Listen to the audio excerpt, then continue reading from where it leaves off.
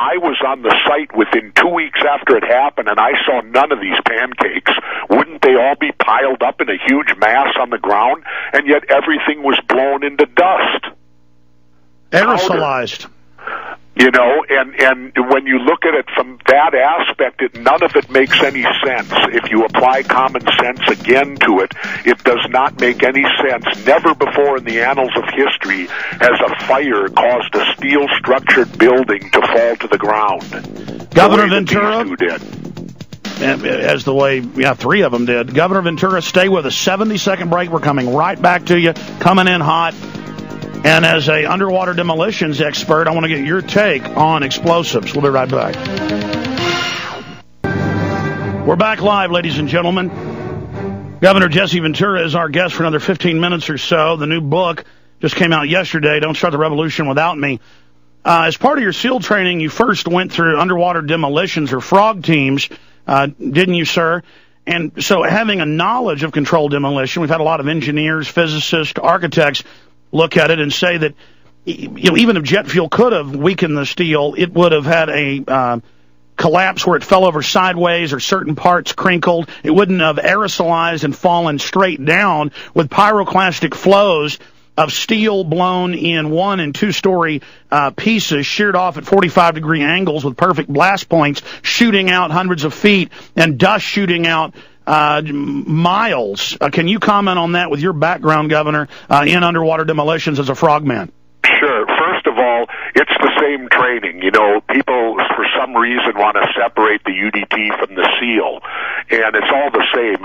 Initially, it's called BUDS, which is Basic Underwater Demolition SEAL Training.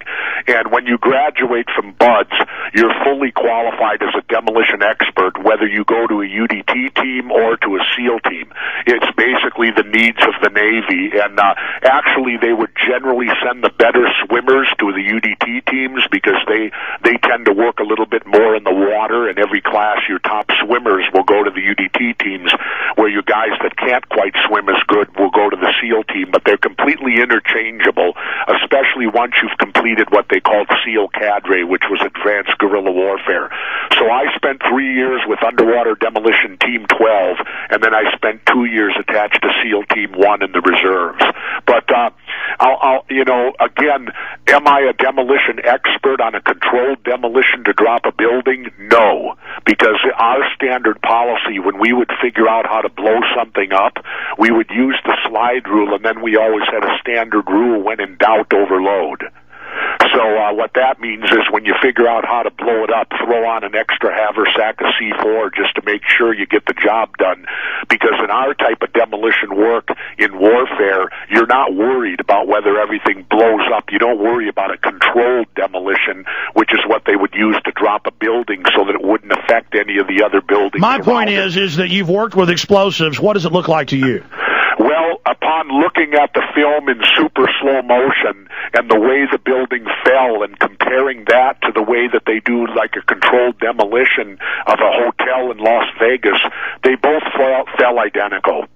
And it just is beyond me. And I kick myself for when it initially happened that the light didn't go off. But again, I was so shocked that this thing had even taken place that I apologize for not being more aware, but I don't think I was alone, as were most of the people in the United States. Well, what about 7? I mean, you talk about the free fall speed of the 110-story towers at the speed of gravity. 7 falls at the speed of gravity, and it's the classic where you see the penthouse fall, the central beam they blow out, then they blow the side beams, it collapses. The CIA, the FBI, Defense Intelligence, we're all based there. We have videos of police saying, "Get back, they're going to blow it up."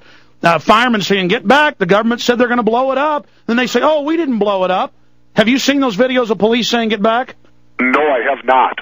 I haven't seen those, but I did watch the actual film of Building 7 going down, and in my opinion, there's no doubt that that building was brought down with demolition, and when you look at how that building came down, it came down identical to the other two.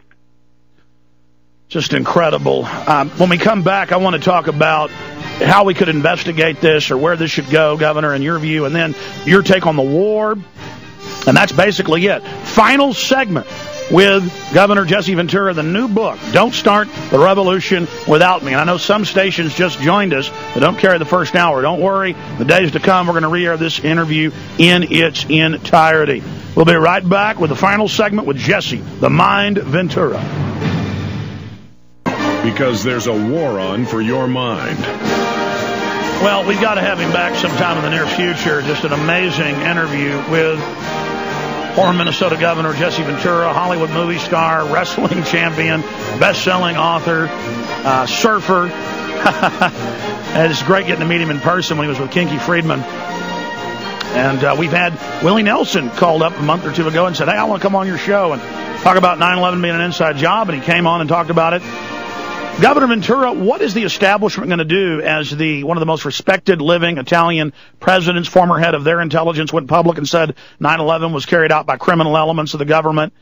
What are people going to do as we see more and more and more and more former CIA section chiefs?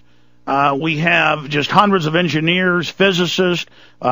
We've got Bob Baer, that the movie Syriana's about, a famous SEAL commander, saying all the evidence points at inside job. We have underwriting laboratories. Kevin Ryan, they did internal tests and said it was impossible with Building 7. What are they going to do as the laws of physics come out here?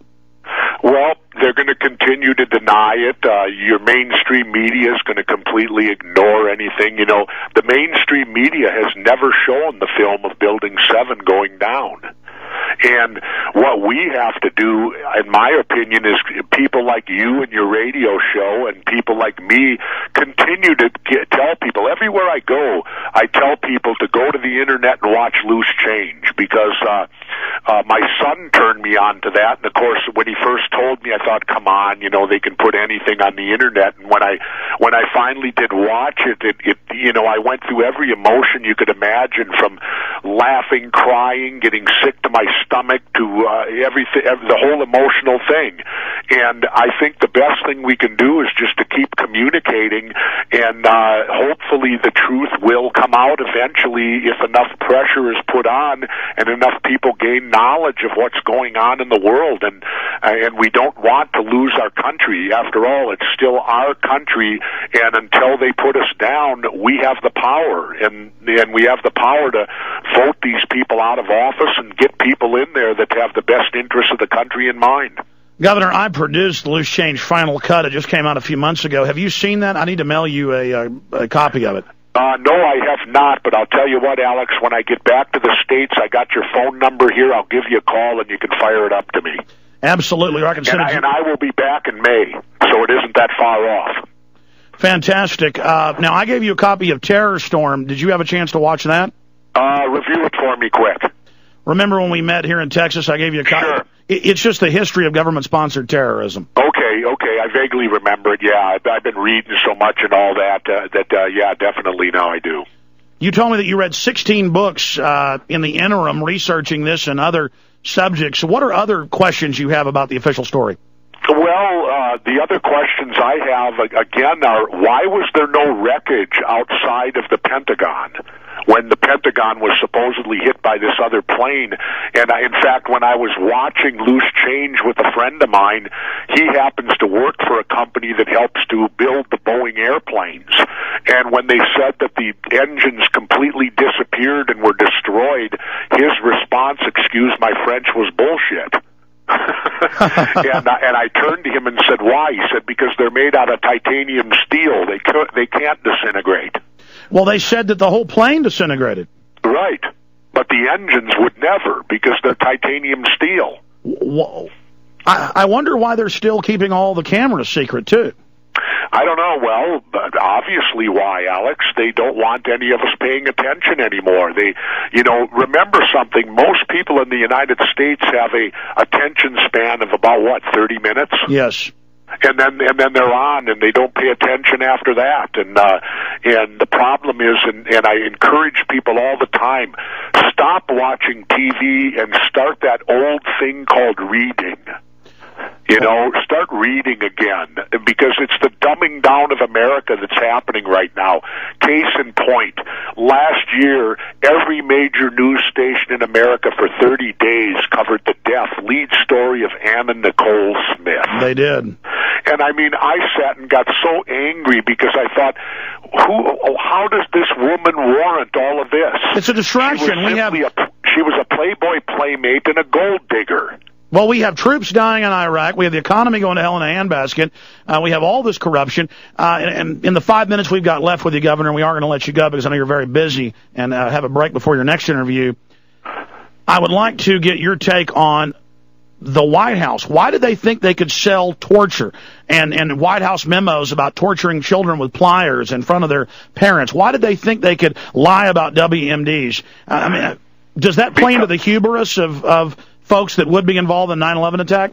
Well, because always remember this, the most dastardly person in the world that I know of was Adolf Hitler.